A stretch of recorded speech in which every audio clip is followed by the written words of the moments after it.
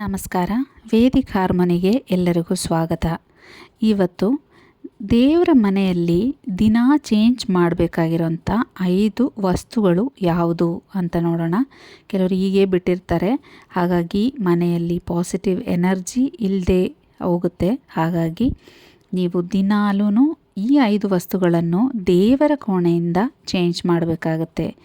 ಯಾವುದು ಅಂತ ನೋಡೋದಾದರೆ, ಮೊದಲನೇದಾಗಿ ಹೂವು. ದೇವರಿಗೆ ನಾವು ಕೆಲವರು ದಿನ ಹೂವು ಇಡ್ತಾರೆ, ಕೆಲವರು ವಾರಕ್ಕೊಮ್ಮೆ ಹೂವು ಇಡ್ತಾರೆ.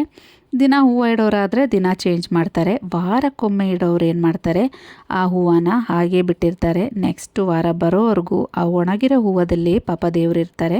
ಹಾಗೆ ಮಾಡೋಕ್ಕೆ ಹೋಗಬೇಡಿ. ಆ ರೀತಿ ಮಾಡೋದ್ರಿಂದ ಮನೆಗೆ ನೆಗೆಟಿವ್ ಎನರ್ಜಿ ಬರೋ ಚಾನ್ಸಸ್ ಇದೆ. ಹಾಗಾಗಿ ನಿಮ್ಗೆ ಯಾವುದೇ ರೀತಿ ಒಳ್ಳೆಯದು ಆಗೋದಿಲ್ಲ. ಸೊ ನೀವೇನು ಮಾಡಬೇಕು ಅಂದರೆ, ನೆಕ್ಸ್ಟ್ ದಿನ ಬೆಳಗ್ಗೆ ಆ ಹೂವು, ಒಣಗಿರೋ ಹೂವು ಏನಿರುತ್ತೋ ಅದನ್ನು ಚೇಂಜ್ ಮಾಡಲು ಟ್ರೈ ಮಾಡಿ. ಕೆಲವೊಂದು ಸರಿ ಏನಾಗುತ್ತೆ, ಹೂವು ಫ್ರೆಶ್ಶಾಗೇ ಇದೆಯಲ್ಲ ಅನಿಸುತ್ತೆ. ಫ್ರೆಶ್ ಆಗಿರೋ ಕೆಲವೊಂದು ಹೂವುಗಳು ಬಾಡಲ್ಲ ನೆಕ್ಸ್ಟ್ ದಿನಕ್ಕೆ. ಸೊ ಏನಾನ್ಸುತ್ತೆ, ಚೆನ್ನಾಗೇ ಇದೆ ಹೋಗಲಿ ಬಿಡು ಅಂತ ನಾವು ಬಿಟ್ಬಿಟ್ಟಿರ್ತೀವಿ. ಆ ರೀತಿ ಮಾಡಬೇಡಿ. ಫೋಟೋ ಬೇಕಿದ್ರೆ ಖಾಲಿ ಬಿಡಿ, ಹೂವು ಇಲ್ದಿರೋ ಖಾಲಿ ಬಿಟ್ಟರೂ ಪರವಾಗಿಲ್ಲ. ಒಣಗಿರೋ ಹೂವು ಮಾತ್ರ ದೇವ್ರ ಮೇಲೆ ಇಲ್ಲದೇ ಇರೋ ಹಾಗೆ ನೀವು ನೋಡ್ಕೋಬೇಕಾಗತ್ತೆ. ವಾರಕ್ಕೊಮ್ಮೆ ಹಾಕೋದಾದರೆ ನೀವು ವಾರಕ್ಕೊಂದೇ ದಿನ ಹಾಕಿ ನೆಕ್ಸ್ಟ್ ದಿನಕ್ಕೆ ಅದನ್ನು ಚೇಂಜ್ ಮಾಡಿ. ದಿನ ನೀವು ಹೂವು ಬದಲಾಯಿಸೋರಾದರೆ ಒಳ್ಳೆಯದು. ಒಣಗಿರೋ ಹೂವು ತೆಗೆದು ದಿನ ನೀವು ಹೂವು ಇಡ್ಬೋದು ದೇವರಿಗೆ. ಇನ್ನು ಎರಡನೇದು ಬಂದು, ದೇವರಿಗೆ ನೀರನ್ನು ಇಡ್ತೀವಿ. ನೀವು ನೀರಿಡೋ ಅಭ್ಯಾಸ ಇಲ್ಲ ಅಂದರೆ ಒಂದು ಚಿಕ್ಕ ಗ್ಲಾಸಲ್ಲಾದ್ರೂ ದೇವ್ರ ಮನೆಯಲ್ಲಿ ನೀರನ್ನು ಇಡಬೇಕಾಗತ್ತೆ. ಎಲ್ಲರೂ ಇಡ್ತಾರೆ ನನ್ನ ಪ್ರಕಾರ. ಕೆಲವೊಬ್ಬರು ಬೇರೆ ಬೇರೆ ಥರದ ಪಾತ್ರೆಗಳಲ್ಲಿ ಇಡ್ತಾರೆ. ತಾಮ್ರದ ಪಾತ್ರೆಯಲ್ಲಿ ಇಡ್ತಾರೆ, ಕೆಲವರು ಹಿತ್ತಾಳೆ ಬೌಲ್ ಥರ ಬರುತ್ತಲ್ಲ ಅದರಲ್ಲಿ ಇಡ್ತಾರೆ, ಕೆಲವರು ಬೆಳ್ಳಿ ಬೌಲಲ್ಲಿ ಇಡ್ತಾರೆ.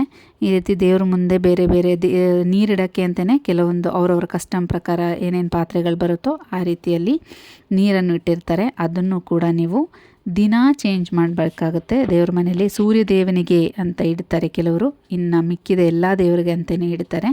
ಸೊ ಅವರವರ ಪದ್ಧತಿಯಂತೆ ಅದನ್ನು ಫಾಲೋ ಮಾಡ್ತಿರ್ತೀರ. ಸೊ ಹಾಗಾಗಿ ಈ ನೀರನ್ನು ಕೂಡ ನೀವು ಪ್ರತಿದಿನ ಚೇಂಜ್ ಮಾಡಬೇಕಾಗತ್ತೆ. ಒಂದೇ ದಿನ ಕುಡಿತೀರ, ಪದೇ ಪದೇ ಅದೇ ನೀರನ್ನೇ ಕುಡಿಯೋಕ್ಕಾಗುತ್ತಾ ನಮಗೆ? ಇಲ್ವಲ್ಲ.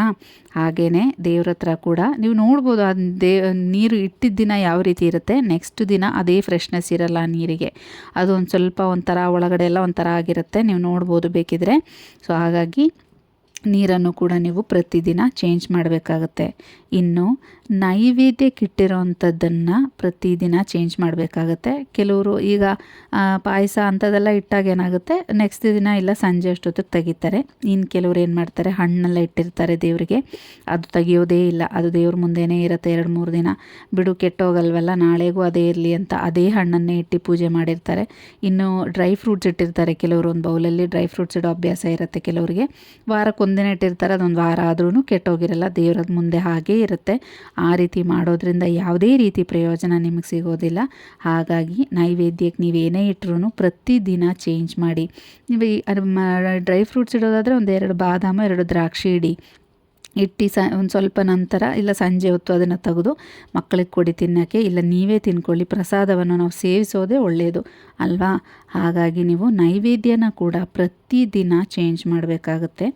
4ನೇದು ಬಂದು, ದೀಪ ಹಚ್ಚಿದ ನಂತರ ಅದರಲ್ಲಿರೋಂಥ ಆಯಿಲ್, ಎಣ್ಣೆ ಏನಿರುತ್ತೆ ಅದು, ಮತ್ತು ಬತ್ತಿಯನ್ನು ಕೆಲವರು ಹಾಗೆ ಬಿಟ್ಟಿರ್ತಾರೆ. ಒಂದು ವಾರ ಆಯಿತು, ಅದು ಬತ್ತಿ ಖಾಲಿ ಆಗೋವರೆಗೂ ಹಾಗೆ ಬಿಟ್ಟಿರ್ತಾರೆ. ಆ ರೀತಿ ಮಾಡಬೇಡಿ. ಆದಷ್ಟು ಎಣ್ಣೆ ನಿಮಗೆ ಎಷ್ಟು ಬೇಕೋ ಅಷ್ಟೇ ಹಾಕಿ ದೀಪದಲ್ಲಿ. ತುಂಬ ಉಯ್ಯೋದು, ಆಮೇಲೆ ನೆಕ್ಸ್ಟ್ ದಿನಕ್ಕೆ ತುಂಬ ಜಾಸ್ತಿ ಇರುತ್ತಲ್ಲ ಇದರಲ್ಲಿ ಹಚ್ಚೋಣ ಅನ್ನೋದು. ಯಾಕಂದರೆ ಪ್ರತಿ ಸರಿ ನಾವು ದೀಪದ ಎಣ್ಣೆ ತಂದು ಇಲ್ಲ ಅಫೋರ್ಡ್ ಮಾಡೋಕ್ಕಾಗಲ್ಲ, ನಮಗೆ ಅಷ್ಟು ಖರ್ಚು ಮಾಡೋಕ್ಕಾಗಲ್ಲ ಅನ್ನೋಂಥ ಪರಿಸ್ಥಿತಿಯಲ್ಲಿ ಇದ್ದಾಗ ಬೇಜಾರಾಗುತ್ತೆ, ಅಯ್ಯೋ ಇಷ್ಟು ಎಣ್ಣೆ ವೇಸ್ಟ್ ಮಾಡೋಕ್ಕೆ ಹೇಳ್ತಿದ್ದಾರಲ್ಲ ಅಂತ.